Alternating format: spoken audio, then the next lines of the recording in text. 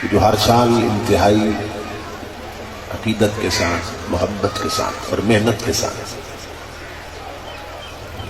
اور درد مندی کے ساتھ اس پروگرام کا اہتمام کرتے ہیں، ہمارے دین، ایمان اور عقیدے کو تحفظ فراہم کرتے ہیں اور لٹنے سے بچاتے ہیں۔ ہم ایسے دور میں ہیں جس میں ایمان کی حفاظت اور عقیدہ صحیحہ کی حفاظت بہت مشکل ہو گئی، کیونکہ اہل اسلام کے خلاف اوپر سے نیچے تک پلاننگ ہو رہی ہے اور شیطانی طاقتیں اور طاغوتی طاقتیں ملک کے تخت پہ مسلط ہیں، اور وہ چاہتی ہے کہ جو غیر اسلامی فرقے ہیں انہیں تحفظ دیا جائے، انہیں سپورٹ کیا جائے، انہیں قوت دی جائے، اور جو اہل حق ہیں انہیں دبا دیا جائے۔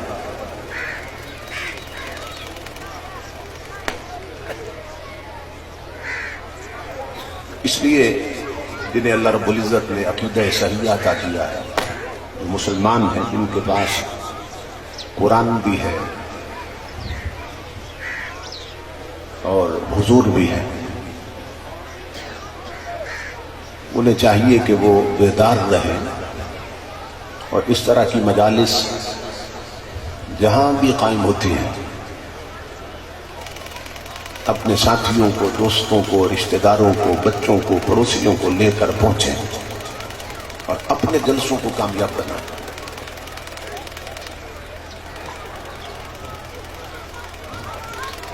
جب جھوٹے لوگ اپنے عقیدے اور مسلک کو بچانے کے لیے اکٹھے ہو چکے ہیں تو اہل حق کے لیے بڑے شرم کی بات ہے کہ اگر وہ اکٹھے نہ ہونے پائے۔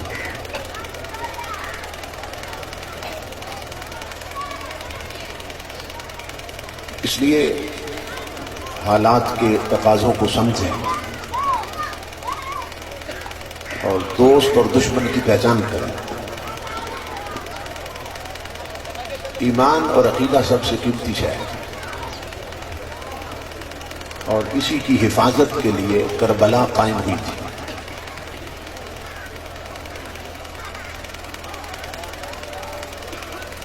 یہ پہلی قربانی نہیں ہے جو اسلام کے لیے دی گئی۔ اگر ہمارے ذہن میں دشمن اتنا عیار ہے کہ اس نے ڈال دیا کہ شاید اسلام کے تحفظ کے لیے صرف کربلا ہی کی قربانی ہے اور کوئی قربانی نہیں ہے، میرا سوال یہ ہے کہ جس دین کے تحفظ کے لیے کربلا میں امام علی مقام کٹے تھے، وہ دین چلتا کہاں سے آ رہا تھا؟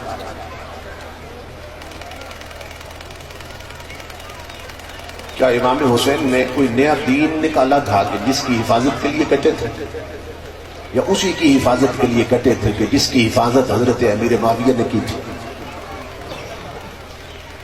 جس کی حفاظت حضرت عثمان غنی نے کی تھی، حضرت عمر فاروق نے کی تھی، حضرت ابو بکر نے کی تھی؟ وہی دین جو ان کے دور حکومت سے چلا آ رہا تھا، اسی کی حفاظت کے لیے امام حسین کٹے ہیں۔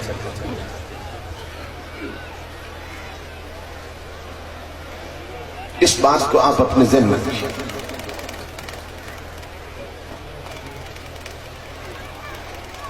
وہ دین حضرت امیر معاویہ کے دور حکومت تک ٹھیک رہا، جو جب تک ٹھیک رہا امام حسن نے بھی اور امام حسین نے بھی حضرت امیر معاویہ کی بیعت کر لی۔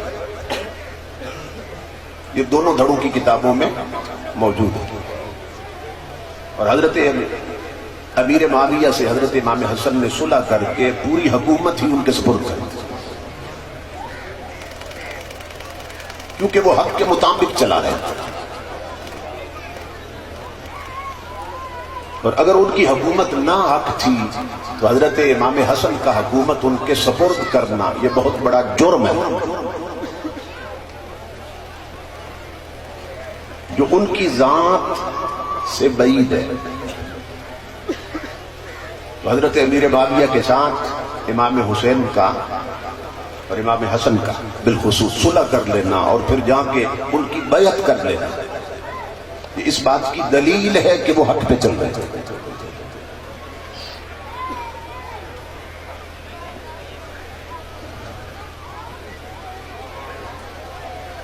دیکھو نا وہ حق پہ چل رہے ہیں تو ان کی بیعت کر لی اور جب ان کا بیٹا آتا ہے یزید اور دیکھا کہ وہ نا حق پہ چل رہا ہے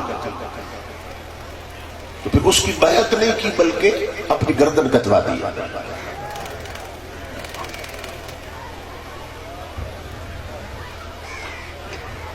آپ دیکھتے ہیں کہ یہ بد مذہب لوگ یہ امام حسین کا ذکر تو کرتے ہیں حضرت امام حسن کا نہیں کرتے.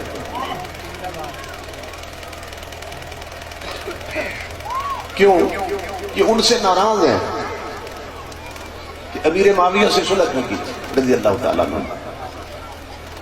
یعنی حیرت کی بات ہے ان جاہلوں سے پوچھو کہ وہ تیرے امام ہیں یا تو ان کا امام ہے.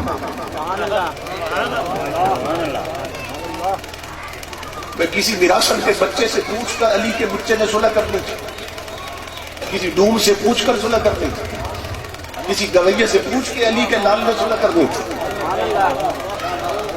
تو بدبخت تیرے وہ امام ہیں یا تو ان کا امام ہے. انہوں نے تیرے پیچھے چلنا ہے یا تو نے ان کے پیچھے چلنا ہے. تو سنیو یہ ہمارا عقیدہ حق ہے.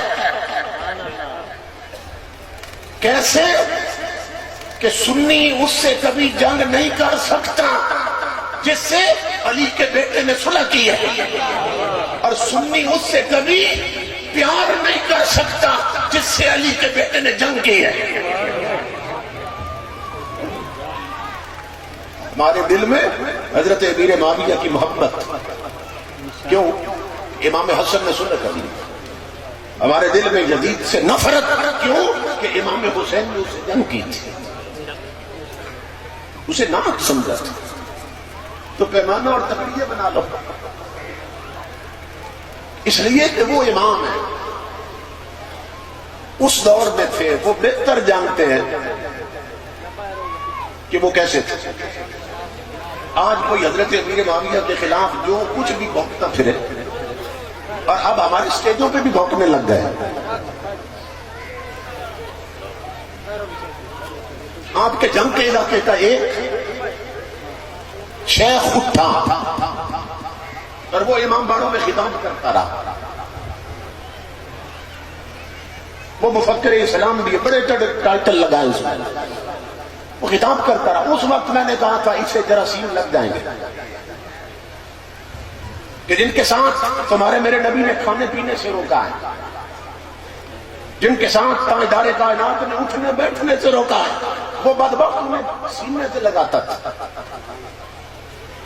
ان کے ہاں کھاتا بھی تھا پیتا بھی تھا. اسے پھر جراثیم لگے تو حضرت امیر معاویہ کے خلاف بولنے لگ گئے, اور اس کے سارے شاگرد حضرت امیر معاویہ کو بھونکنے لگ گئے اور بھول گئے کہ وہ تاجدار کائنات کے سیادی بھی ہیں, حضور کے سالے بھی ہیں, ان کی بہن حضور کی بیوی ہے اور مومنوں کی ماں ہے. اور حضرت جلال الدین رومی نے حضرت امیر معاویہ کو خان المؤمنین کا خطاب دیا ہے, اس لیے کہ وہ حضرت ام حبیبہ کے بھائی ہیں. ام حبیبہ تمہارے میرے نبی کی بیوی ہے, اور نبی کی بیوی مومنوں کی ماں ہے. تو جو مومنوں کی ماں کا بھائی ہے وہ مومنوں کا خالو لگتا ہے. تو امام رومی جیسی شخصیت, انہوں نے حضرت امیر معاویہ کو کہا یہ تمام مومنوں کے ماموں لگتے ہیں, کیونکہ ان کی بہن حضور کی بیوی ہے اور حضور کی بیوی مومنوں کی ماں ہے. اب ہمارے اسٹیجوں پر بھی ان کی توہین ہونے لگ گئی, اور مقام کیا ہے؟ اپنے آپ کو قادری کہتے ہیں. کس نسبت سے؟ حضرت شیخ عبد القادر جیلانی کی نسبت سے.